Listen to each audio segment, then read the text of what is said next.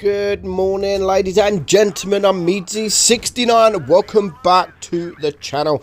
In today's video, we have the top 5 tanks you should never buy. Now, as I say on most of my top 5 videos, guys, this is my opinion. And of course, everyone will have their own opinion on the tanks. Some of you may like these tanks. Some of you may think there should be other tanks on this list. But you know what? This is my top 5. So the top 5 tanks that you should never buy. The first one is the Predator. Now, this tank looks ugly. It plays ugly. And it is just ugly. Useless tank. One of the most useless tanks in the entire game. Now, of course, you have the other tank to that, which is the Vindicator, but I mean, at least the Vindicator has a dirt gun. But yeah, the Predator, stay away from that tank. Next up on the list is the T95E2. Now, I think this tank is okay-ish, but there's nothing that stands out on the tank that makes me go, buy me. It has that massive hatch on top. It's kind of like the Chieftain T95. Very, very similar to the Chieftain T95. So if you want a tank like it, just go buy the Chieftain T95. And if you own that Chieftain, then there is really no reason whatsoever to own this T95E2. Now, I actually have a fairly decent game in it. It seems a difficult tank to ace, even though not many people play this tank. The penetration, everything about the tank is kind of meh. But I'm not going to sit there and say that this is the worst tier 8 in this kind of this tank type. Because I don't think it is. It's, as I've said, at most it's okay. But yeah, if this comes for sale in the store, there is nothing about the tank that would make me want to buy it. If you're looking at a tier 8 tank, if you're looking for a medium tank, then yeah, I would definitely stay clear of this tank. You can still perform in it. You can still have a good battle. I do here. We have a fairly good battle. We end up on a first class. But the T95E2 is a stay away tank. Next up, the KV5. Now, I used to kind of like this tank, and I don't know why. Maybe because it all depends on who you're up against. Now, this is supposed to be a tank with extremely good armor, shit penetration. It has a couple of guns to choose from. It used to get preferential matchmaking back in the day with +2, -2, so you would never see tier 10. But the front armor of this, I just don't think works very well.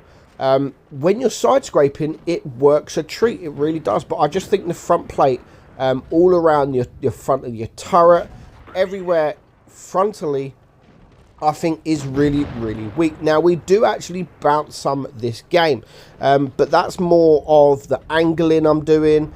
That's more of people just shooting the wrong parts. Because when you look at this tank and you switch to premium ammunition, there is just so many weak points in the front. Now, with the KV4, it does have that weak hatch on top, but it doesn't have the front armor that the space, not the space armor, sorry.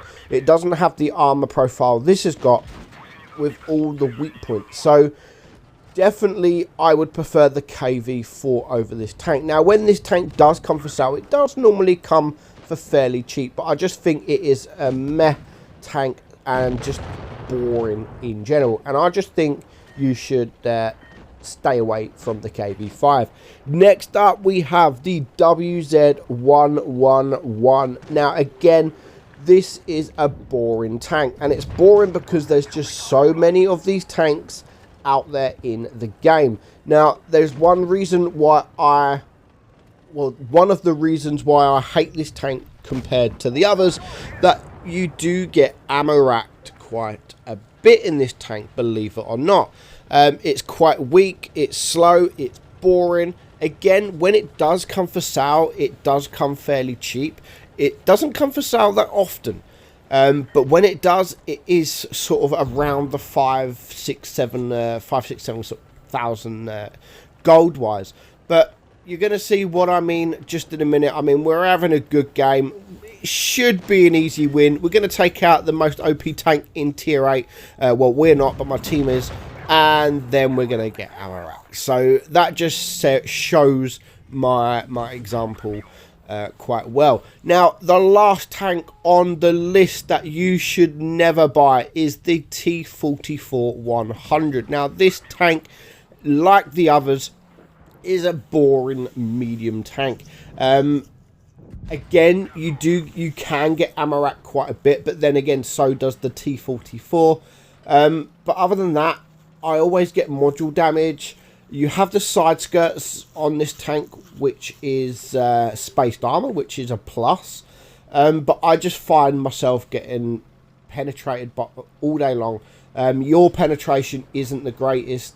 Your speed is okay. I mean, you can bounce shots, but for me, there's just so many other medium tanks out there that is better than the T44-100. And like a few of the other tanks I've stated in this video, when this tank does come for sale, it is quite cheap, but that doesn't mean it is worth to buy.